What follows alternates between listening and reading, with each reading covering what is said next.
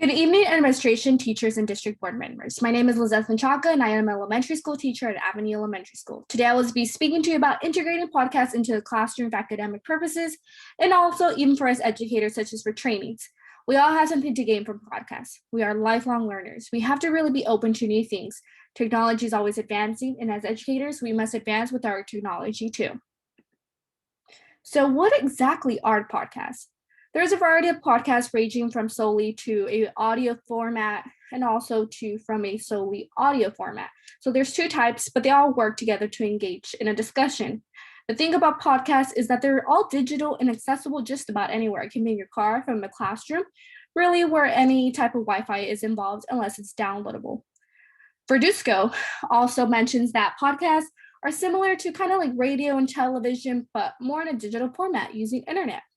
So podcasts really comment all different types of genres, so they can cover social studies, from science to math, and podcasts are often found on the internet and created at a low to minimal cost, which they can be found on very useful resources like YouTube and other websites.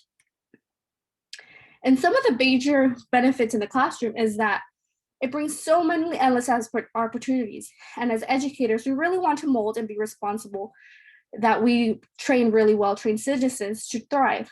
Also, Waski from the Teaching Sociology Journal mentions how they are customizable to accommodate needs of a course or a professor. And on top of that, podcasts can really easily adapt to not only them, but also students. It really helps students meet their needs. And it really reinforces the learning for the students and for them to retain information. This would also allow the teachers to assign a podcast on the Holocaust and learn about the genocide as an example. Land also states how podcasts can provide an inclusive learning environment. And this learning environment goes back to learning disabilities, kids who probably struggle with dyslexia, and other stuff like that. And also to people who have auditory or visual problems. And it really provides a really range of modalities for students. It gives them the opportunity to choose from listening to an audio podcast or reading an article on a certain topic. So when you give a project to a student, it gives them the opportunity to choose whether they want to do a presentation or a podcast.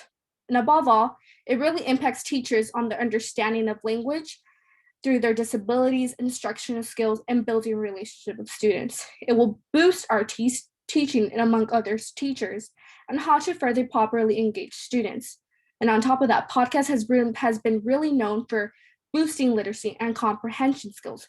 When it comes to comprehension skills, there's a lot of tests where kids need to listen and be able to listen to an audio and answer questions. Podcasts can really help benefit teachers in covering those type of standards and those type of needs for state tests or any type of other assessments. And it really helps students expand the vocabulary as they hear others talk using the vocabulary firsthand in their language and how they can implement that into their language. And some of the major student benefits with podcasts is also too that it really engages them in their public speaking. A lot of students struggle speaking out loud, and this can really give them that practice. On top of that, now that we're in a world where technology is advancing, it really gives them that technology skills that is needed for them to be able to thrive in the society that we have now. And also too, financial positives, of course, with podcasts. Not only that, but it's free. Most of it can be free if we use the correct resources. There's a bunch of online programs such as Able for Podcasts, YouTube, and on top of that, our students already have digital electronics. This is one way that we eliminate the cost. And on top of that, they're accessible anywhere, just as I mentioned earlier, car, anything.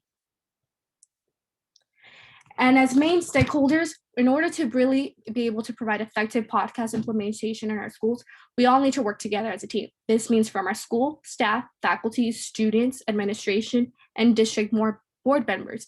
It is our duty to make sure our students are getting the best possible learning. And also too, one of the main goals of this communication plan, in order for it really to make it work, is that we really want to make sure that podcasts are implemented into the learning curriculum, but we're not just going to throw our teachers and staff into that. Other stakeholders like administration and board members must take part in this plan as well. We need to move on from normal lecturing to something a bit more engaging and accessible for our students. Overall, the really goal is to be able to provide our students with opportunities to get trained on podcasts, create podcasts, and how to implement them as well with our teachers. And for that to work, our goal is to also gather data with our stakeholders on podcast implementation to know whether is it working or is it not.